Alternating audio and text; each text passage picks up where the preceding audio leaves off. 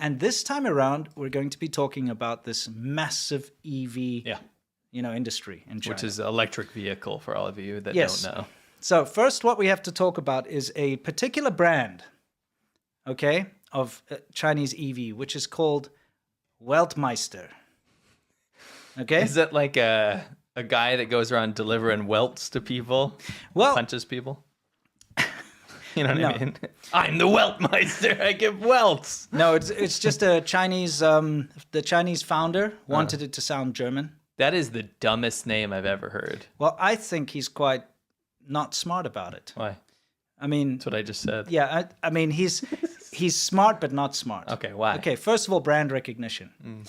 If you look at VW and then you look at WM, because it's always abbreviated the WM this and that, and like their logo and stuff's WM and all that. Yes.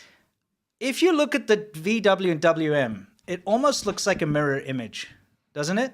So I even had a little thought exercise, and I opened up Photoshop. Please, anyone who's a Photoshop person, ignore my bad Photoshop skills here.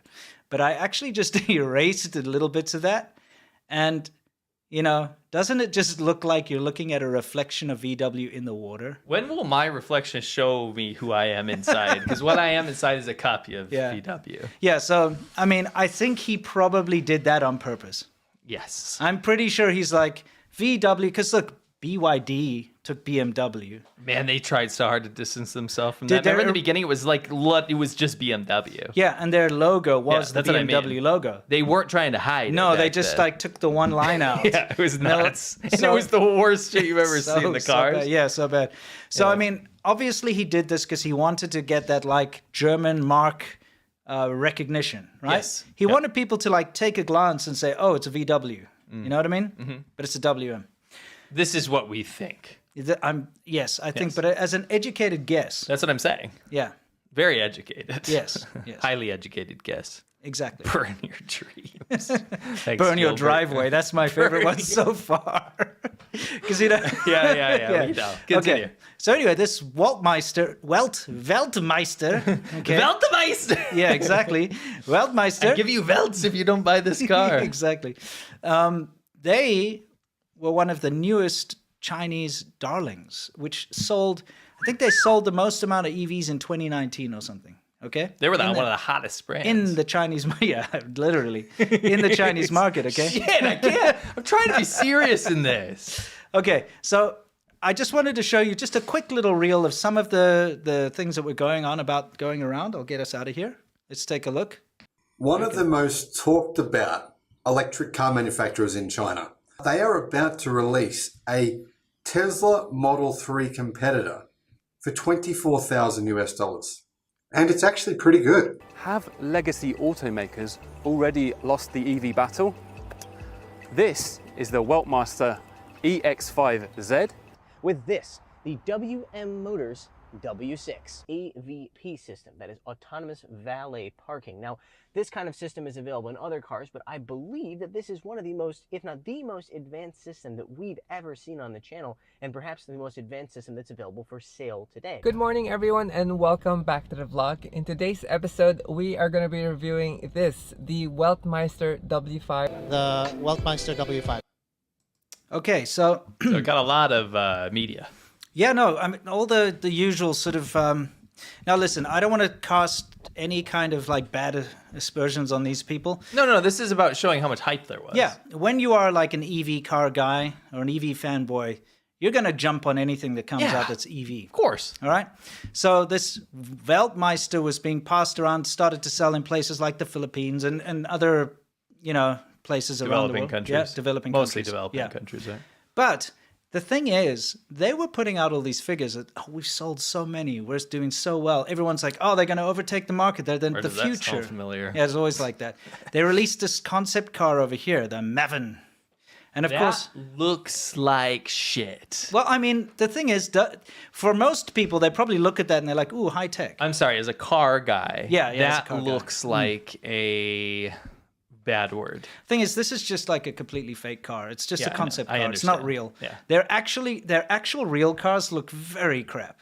This already looks crap to me, so I can't wait for you to entice my my sensibilities. The fact of the matter is, you saw people coming out and saying, like, this is the new Tesla competitor. You know, they've just released it. It's so cheap, but it's just as good or almost as good.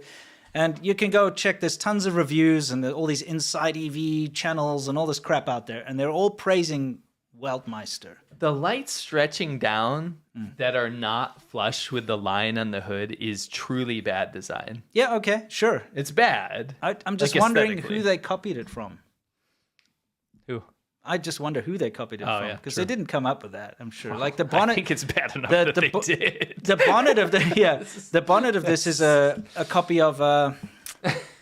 I've seen it before. As this bonnet is a copy or hood, as you call it. It comes with a body kit on it from the factory. Sure, It's bad design. Yeah, it's a bad design. Anyway, what I'm trying to say is you have to be very careful when you're listening to all the hype surrounding Chinese EVs, Yes. okay? And you've been hearing it a lot, I'm sure, about how the Chinese EV industry has shaken the world and surprised the world, and everybody didn't realize that this like sleeping giant just popped up. The numbers that you're seeing when it comes to the Chinese EV market are very, very skewed and inflated. And on top of that, they're the result of a lot of behind-the-scenes cunning trickery. Yes. Okay? Subsidies by the Chinese government were offered to all these EV makers. There are over 100 Chinese EV makers, of which most of them are bankrupt now. And what is the purpose of that? It's to say China has the biggest EV market in the world, and people just keep believing it. The most EV sales.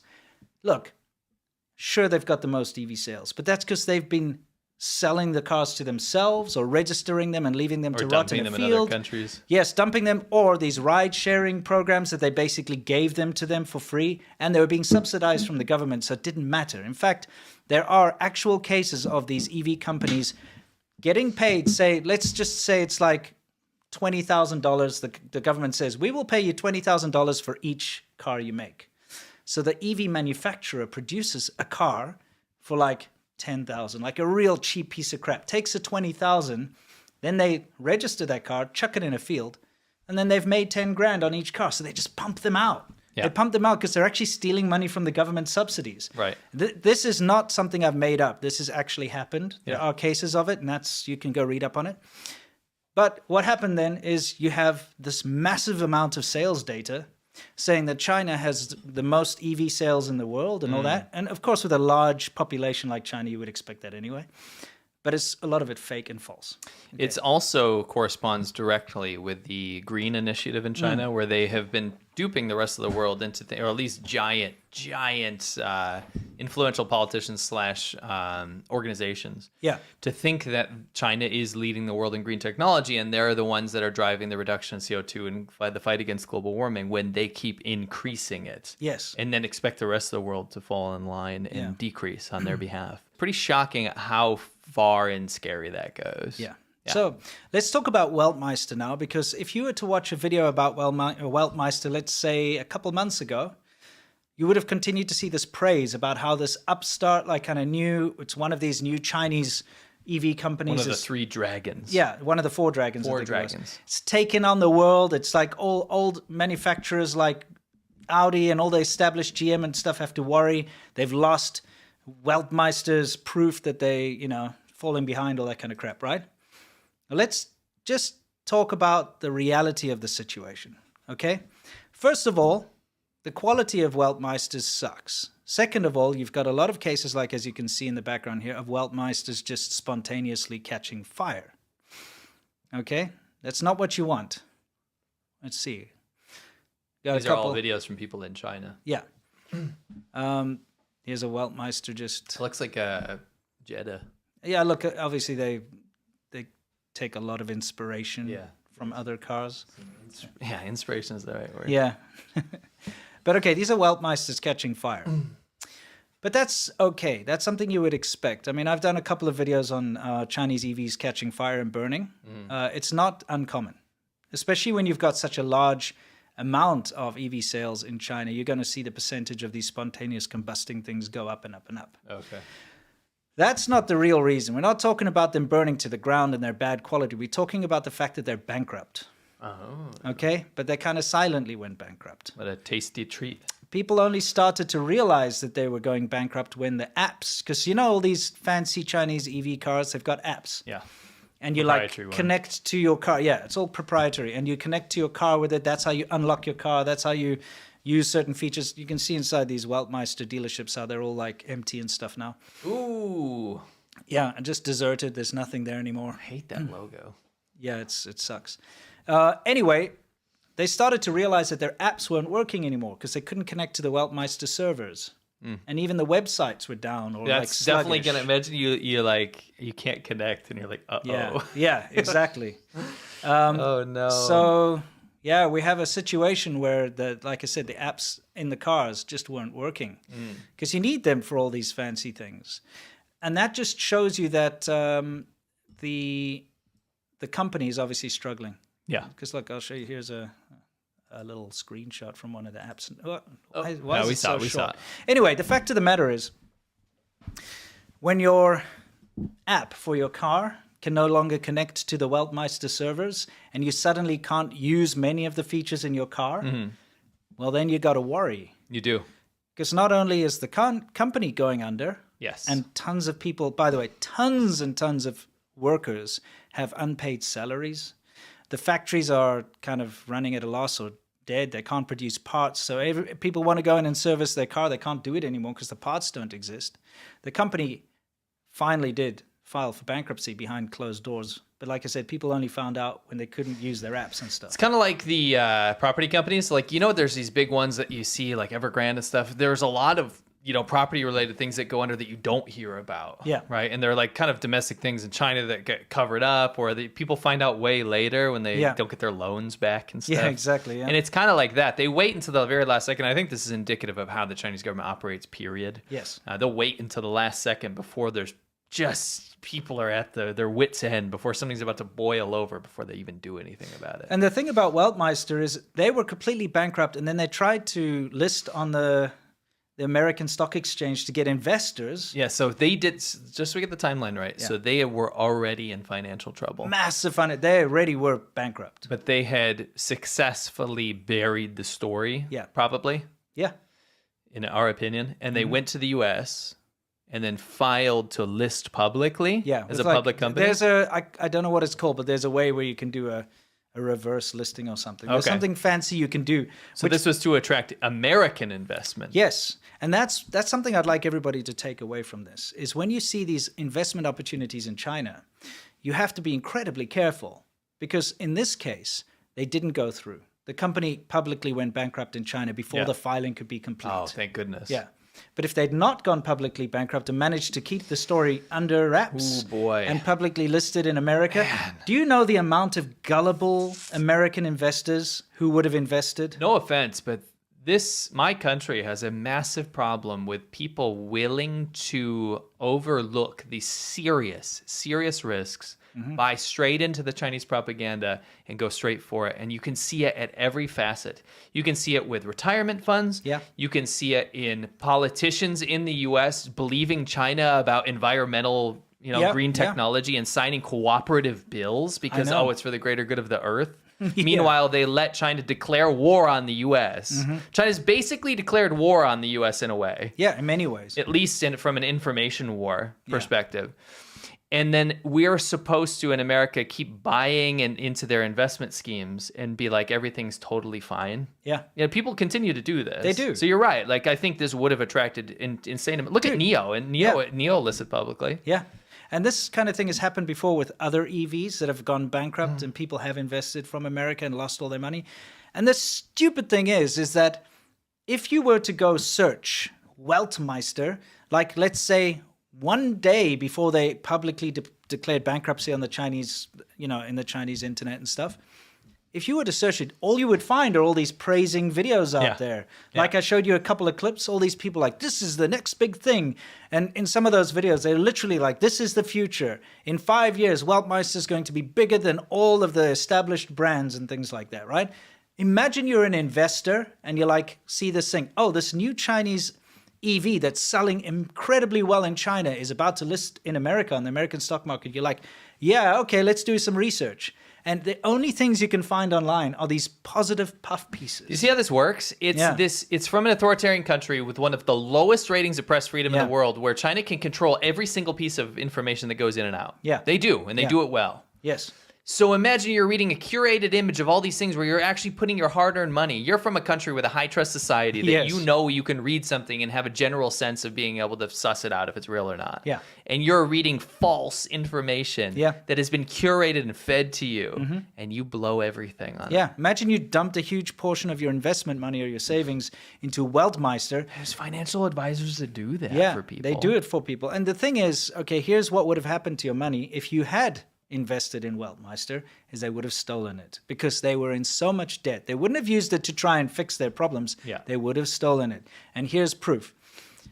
Now, on the Chinese internet, tons of articles have just come up about the founder and chairman, okay, over here, of Weltmeister. He's the guy who came up with it. By the way, he used to work for Volvo. Oh, wow. As you know, Volvo is owned by China, by Geely. It's Geely or, Yeah, is it Geely or Geely? Actually, I'd say Geely if I were to read it. I remember seeing Geelys in China, and they look real bad. Oh yeah, no, Those like shitty station wagons. Geelys are really bad. But you know, the Geely In group. our opinion. No, they just are. Yeah. Geely actually purchased Volvo, Yeah, and so they that's right. own it. And so he used to work for Volvo, and that's where he got his idea of having like a European name. Oh, You know? so that's where you got Weltmeister. Yeah, Weltmeister. Even though Volvo is like Swedish, or, Yeah, isn't it from Sweden? Yeah, it's not from It's not Germany. German. But hey, you never know. It's that part of the world, right? Hey, Anyway, you never know. what he's done, okay, is very sneakily used an excuse to go to the I think it was the Munich Auto Show, okay? But he went to the Munich Auto Show and then from there transferred to America with his entire family.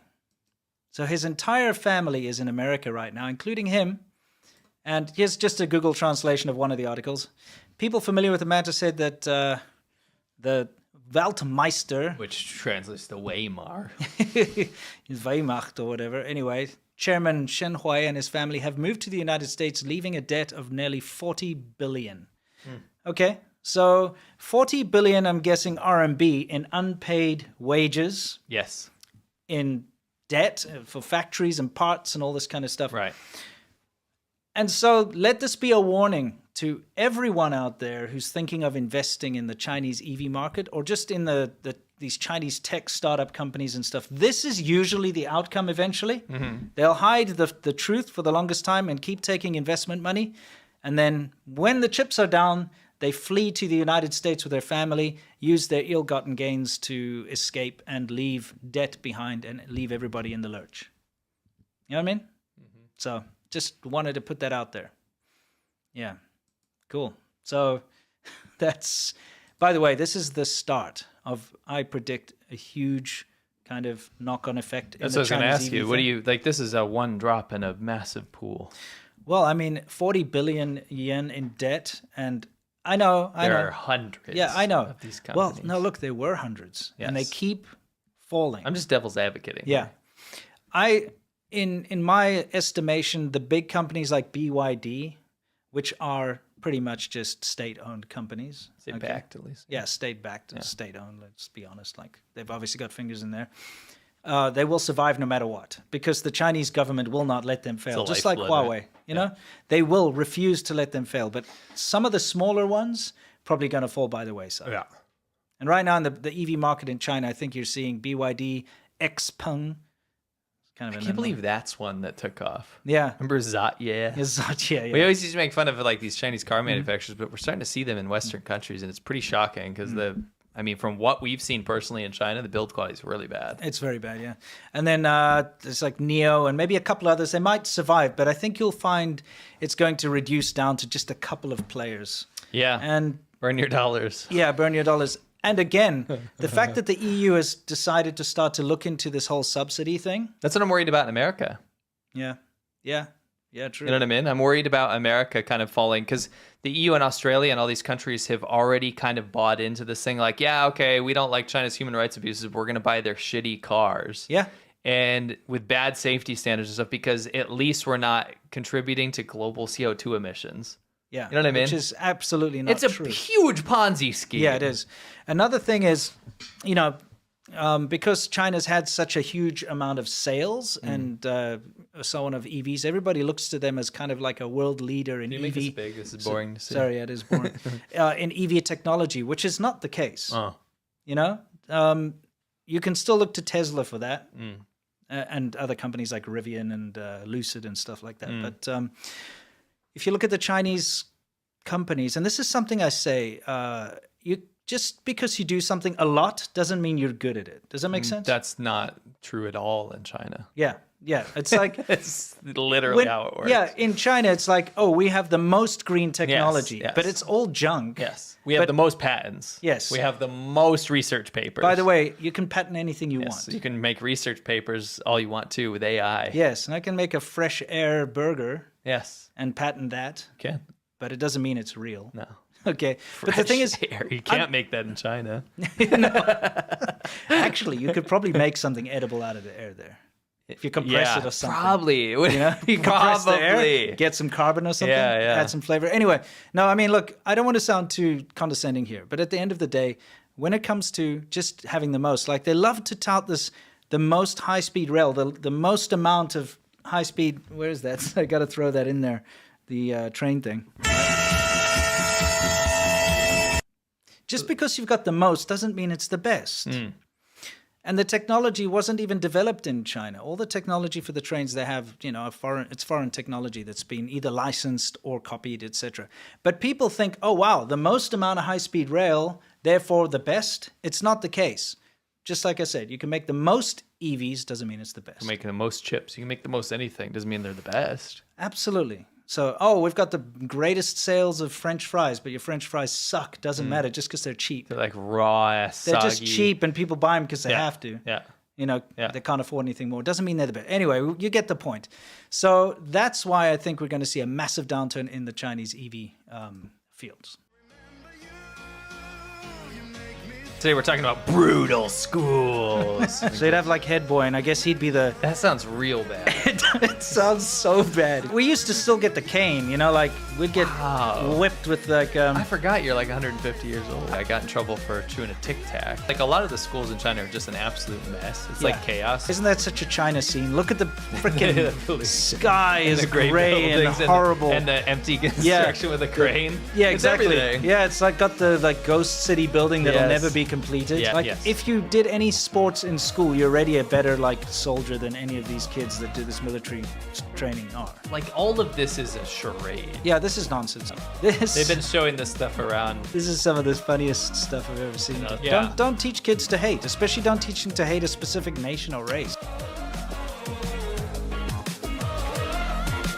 Close my eyes, I can almost see it.